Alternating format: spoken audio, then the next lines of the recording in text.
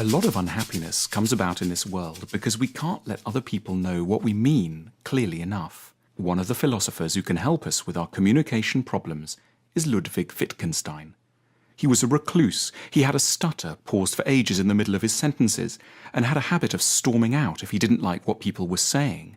It was, weirdly, the ideal background for someone intent on studying how easily communication between people goes wrong. Ludwig Wittgenstein was born in Vienna in 1889, the youngest child of a wealthy, highly cultured but domineering steel magnate. 3 of Ludwig's 4 brothers took their own lives, and Ludwig himself was frequently troubled by suicidal thoughts. When he was young, he was interested in engineering.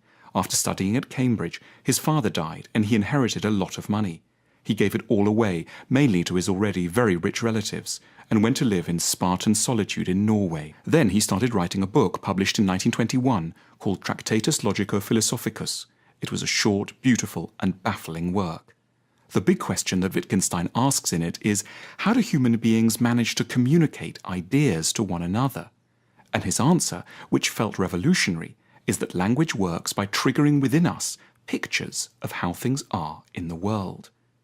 Wittgenstein thought of this while reading a newspaper article about a Paris court case, in which, in order to explain with greater efficacy the details of an accident that had taken place at a road junction, the court had arranged for the accident to be reproduced visually using model cars and pedestrians. It was a eureka moment. In Wittgenstein's view, words enable us to make pictures of facts.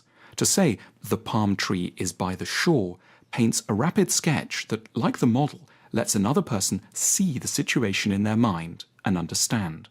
We're constantly swapping pictures between us. But the Paris court needed to resort to an actual model for a very important reason, because on the whole, we're very bad at managing to make good pictures in the minds of others. Communication typically goes wrong because other people have, as we put it, the wrong picture of what we're meaning. It can take an age for 2 people to realize divergences over quite basic things. Problems of communication typically start because we don't have a clear and accurate enough picture of what we mean in our own heads.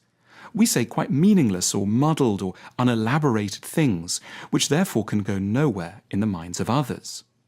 There's another danger that we read more meaning into the words of others than they ever intended or than is warranted. You tell your partner you had a conversation with an interesting person at the hotel reception. The picture in your mind is an innocent one, but your partner swiftly forms a very different impression.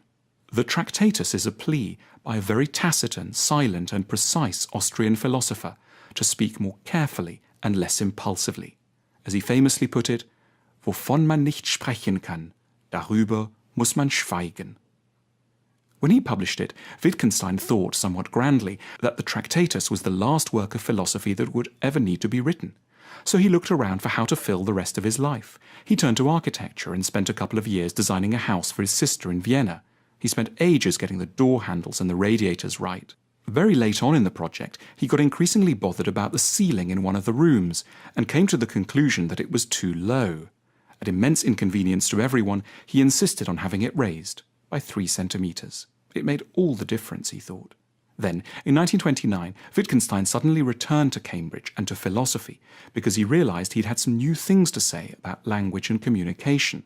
And so he began to write a second book, published posthumously, and that we now know as Philosophical Investigations. Instead of thinking that language is only just about pictures, he developed the idea that language is like a kind of tool that we use to play different games, which doesn't literally mean games, more patterns of intentions. So if a parent says to a frightened child, "Don't worry, everything is going to be fine," they can't know it really will be fine. They aren't playing the rational prediction from available facts game. They're playing another game, the words as an instrument of comfort and security game. Wittgenstein's point is that all kinds of misunderstandings arise when we don't see which kind of game someone is involved in. If one's partner says, "You never help me, you're so unreliable," the natural inclination might be to hear this as a part of a stating the facts game, like saying the Battle of Waterloo was in 1815.